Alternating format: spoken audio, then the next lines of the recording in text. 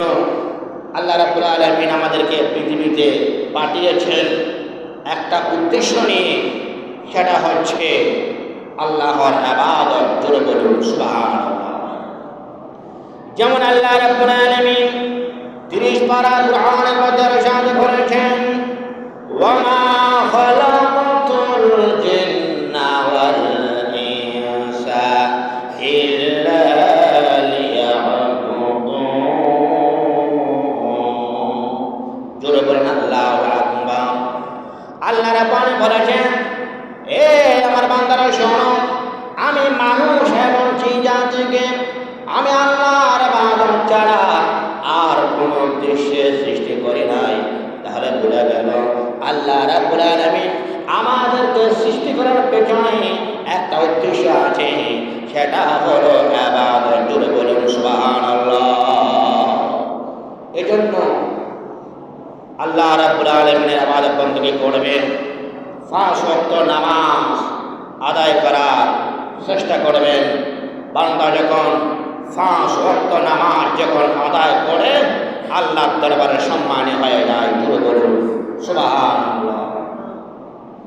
আমার সম্মানিত মুসলমান, আল্লাহ রাব্বুল আলামিন বান্দা যখন নামাজের জন্য যখন দাঁড়ায়, ইমামের পিছনে নামাজ আদায় করার জন্য বান্দা যখন দাঁড়ায়, আল্লাহ রাব্বুল আলামিন তার জিন্দেগির গুনাহগুলো মাফ করে দেয়। জোরে বলুন সুবহানাল্লাহ। জান্নাতের ফেরেশতারা ওই বান্দার জন্য মেহমানদারির ব্যবস্থা করে, আর জান্নাতের হুরে গালমা ওই বান্দার জন্য অপেক্ষায় থাকে। জোরে বলুন সুবহানাল্লাহ। এই জন্য আমার সম্মানিত মুসলমান, নামাজকে তখন অবহেলা করবেন না। যারা 5 ওয়াক্ত নামাজ আদায় করে, ফজর থেকে যোহর, যোহর থেকে মাগরিব, এভাবে 5 ওয়াক্ত নামাজ যারা আদায় করবে, ওই 5 ওয়াক্ত নামাজ ওই বান্দার জন্য গুনাহের কাফারা হয়ে যায়। জোরে বলুন সুবহানাল্লাহ। বান্দা যখন 5 ওয়াক্ত নামাজ যখন আদায় করে, তার জীবনের মধ্যে আর কোনো গুনাহ থাকে না। আল্লাহ রাব্বুল আলামিন ওই 5 ওয়াক্ত নামাজ বেশি নাই, আল্লাহ রাব্বুল আলামিন সমস্ত গুনাহের কাছ থেকে ওই বান্দাকে হেফাজত করে নেয়। জোরে বলুন আল্লাহু আকবার। যেমন আল্লাহ রাব্বুল আলামিন অন্য আয়াতের মধ্যে বলেছেন, ইন্নাস সালাতা তানহা আনিল ফাহশাই ওয়াল মুনকার। বান্দা যখন নামাজ আদায় করে, ওই নামাজ ওই বান্দাকে সমস্ত অশ্লীল কাজ থেকে হেফাজত করে। জোরে বলুন সুবহানাল্লাহ। এজন্য বান্দা নামাজের কারণে গুনাহের কাজ থেকে এমনভাবে পবিত্র হয়ে যায়। একদিন আল্লাহর নবী হযরত মুহাম্মদ সাল্লাল্লাহু আলাইহি ওয়াসাল্লাম নামাজের উদাহরণ দেওয়ার জন্য এক সাহাবীকে বললেন, আল্লাহর নবী 2টা গাছের ডাল নিলেন। শীতকালে যে গাছের ডালে কোনো পাতা ছিল না, আল্লাহর নবী বললেন, ওগো সাহাবায়ে কেরাম, এই গাছের 2টা ডালের মধ্যে যেভাবে শীতকালের কারণে গাছের পাতা ঝরে গেছে, ঠিক তদ্রূপভাবে বান্দা যখন 5 ওয়াক্ত নামাজ আদায় করে, তার জীবন থেকে গুনাহগুলো ঝরে যায়। জোরে বলুন সুবহানাল্লাহ।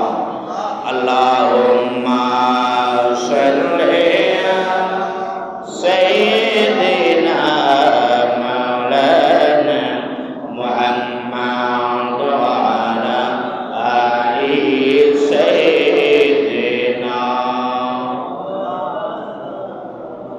এই জন্য আমার সম্মানিত মুসলমানেরা 5 ওয়াক্ত নামাজ আদায় করবেন, কারণ 5 ওয়াক্ত নামাজ আমার জন্য আপনার জন্য ওই কবরের মধ্যে নূর হয়ে যাবে। যে কবরের মধ্যে কোনো লাইট থাকবে না, কোনো বাতি থাকবে না, কোনো কিছুই থাকবে না, কোনো বন্ধু বান্ধব থাকবে না।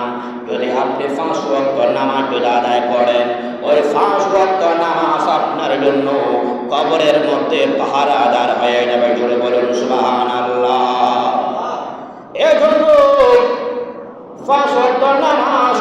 পড়বেন, 5 ওয়াক্ত নামাজ যদি আপনি আদায় করেন, ওই 5 ওয়াক্ত নামাজ আপনার জন্য গুনাহের কাফারা হয়ে যাবে।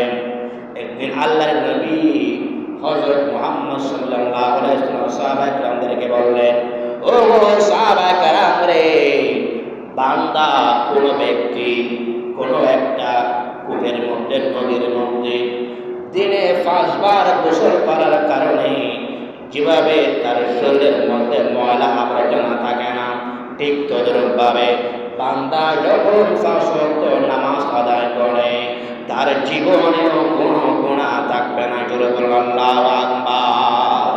আল্লাহুম্মা সাল্লি সাইয়্যিদিনা মাওলানা মুহাম্মদ ওয়া আলা আলি সাইয়্যিদিনা। এজন্য আমার সম্মানিত মুসলমানেরা, একদিন এক সাহাবী বললেন, ইয়া রাসূলুল্লাহ, ইয়া হাবিবাল্লাহ, আল্লাহর দরবারে গুরুত্বপূর্ণ ইবাদতের নাম কি? সর্বোত্তম ইবাদতের নাম কি? তখন আল্লাহর নবী বললেন, ওগো সাহাবায়ে কেরাম শুনো, আল্লাহর দরবারে সর্বোত্তম ইবাদতের নাম হলো 5 ওয়াক্ত নামাজ। যেমন আল্লাহ রাব্বানি বলেছেন, قد أفلح المؤمنون الذين هم في صلاتهم خاشعون। ওই সমস্ত মুমিন বান্দারা সফল কাম হয়েছে যে সমস্ত মুমিন বান্দারা নামাজের মধ্যে অত্যন্ত বিনয়ী, অর্থাৎ যারা যথাযথভাবে, যারা ইখলাস সহকারে নামাজ আদায় করে, ওই বান্দারা সফল কাম হয়েছে। জোরে বলুন সুবহানাল্লাহ। বান্দা যখন মসজিদের মধ্যে যখন নামাজ আদায় করার জন্য যখন আসে, বান্দা নামাজের জন্য যতক্ষণ পর্যন্ত অপেক্ষা করবে ততক্ষণ পর্যন্ত আল্লাহ পাক তার আমলনামার মধ্যে সওয়াব দান করে। জোরে বলুন সুবহানাল্লাহ।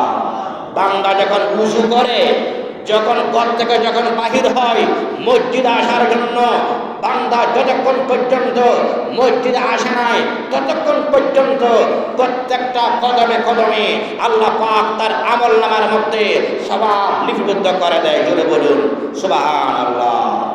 এজন্য মসজিদের অনেক আদব রয়েছে, মসজিদের আদব রক্ষা করবেন। মসজিদের মধ্যে যখন প্রবেশ করবেন কোনো দুনিয়াবি কথাবার্তা বলবেন না। মসজিদের মধ্যে যখন প্রবেশ করবেন কখনো অশ্লীল কথাবার্তা বলবেন না। মসজিদের মধ্যে যখন প্রবেশ করবেন কখনো কখনো কোনো গুনার কাজের মধ্যে লিপ্ত হবেন না। অপবিত্র অবস্থায় আল্লাহর ঘর মসজিদের মধ্যে আসবেন না। মসজিদের মধ্যে প্রবেশ করার পূর্বে ডান পা দিয়ে প্রবেশ করা আমার রাসূলের সুন্নাত। জোরে বলুন সুবহানাল্লাহ। ডান পা দিয়ে প্রবেশ করবেন। আল্লাহুম্মা ইফতাহ লি আবওয়াবা রাহমাতিকা বলে প্রবেশ করবেন। মসজিদ থেকে বাহির হওয়ার সময় আরেকটা দোয়া আছে, আল্লাহুম্মা ইন্নী আসআলুকা মিন ফাদলিক। এরকম দোয়া পড়ে যদি আপনি মসজিদ থেকে বাইর হতে পারেন, আল্লাহ পাক আপনাকে অসংখ্য সওয়াব আপনার আমলনামার মধ্যে দান করবে। জোরে বলুন সুবহানাল্লাহ। এবং জুমার দিনে অনেক ফজিলত রয়েছে। বান্দা যখন জুমার দিনে যখন মসজিদের মধ্যে যখন প্রবেশ করে, ফেরেশতারা তার নাম লিপিবদ্ধ করে। যতক্ষণ পর্যন্ত ইমাম সাহেব মিম্বরের মধ্যে খুতবা শুরু করে নাই ততক্ষণ পর্যন্ত ফেরেশতারা বান্দার নাম লিপিবদ্ধ করতে থাকে। ইমাম সাহেব যখন খুতবা যখন আরম্ভ করে, জান্নাতের ফেরেশতারা তারাও মুসল্লিদের সাথে বসে ইমাম সাহেবের খুতবা শুনে। জোরে বলুন সুবহানাল্লাহ। এজন্য খুতবা দেওয়ার সময় কখনো কথাবার্তা বলবেন না। খুতবা শোনা এটা ওয়াজিব। আল্লাহ পাক আমাদেরকে আমল করার তৌফিক দান করে। জোরে বলুন আমিন। আল্লাহুম্মা সাল্লি সাইয়্যিদিনা মাওলানা মুহাম্মদ ওয়া আলা আলি সাইয়্যিদিনা মাওলানা। দিলদাকে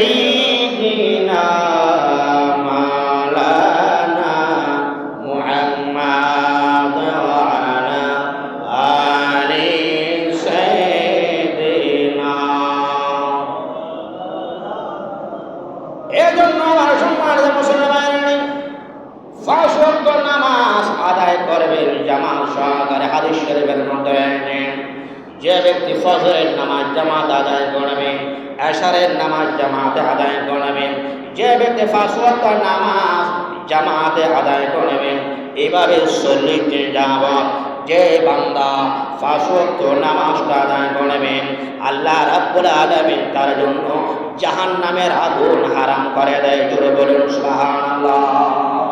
তার জন্য জাহান্নামের আগুন হারাম হয়ে যায় যে ব্যক্তি 5 ওয়াক্ত নামাজ জামাত আদায় করে। আর যে ব্যক্তি নামাজ আদায় করে না, যে ব্যক্তি নামাজকে স্বীকার করে, আল্লাহ পাক তাকে তার নামটা জাহান্নামের দরজার মধ্যে লিখে দেয়। জোরে বলুন নাউজুবিল্লাহ। এজন্য মুসলমান, আপনি যদি ঘরের মধ্যে যদি আপনি নামাজ আদায় করেন, তাহলে আপনি 1 ওয়াক্ত নামাজের কারণে একটা সওয়াব পাবেন। আর যদি আপনি মসজিদের মধ্যে যদি আপনি নামাজ আদায় করেন, আল্লাহ রাব্বুল আলামিন আপনাকে 25,000 রাকাতের নামাজের সওয়াব দান করবে। জোরে বলুন সুবহানাল্লাহ। যদি আপনি একাকী যদি আপনি নামাজ আদায় করেন, তাহলে আপনি একটা সওয়াব পাবেন। যদি আপনি জামাতে নামাজ আদায় করেন, তাহলে আল্লাহ আপনাকে 27 গুণ বেশি সওয়াব দিয়ে দেবে। জোরে বলুন সুবহানাল্লাহ।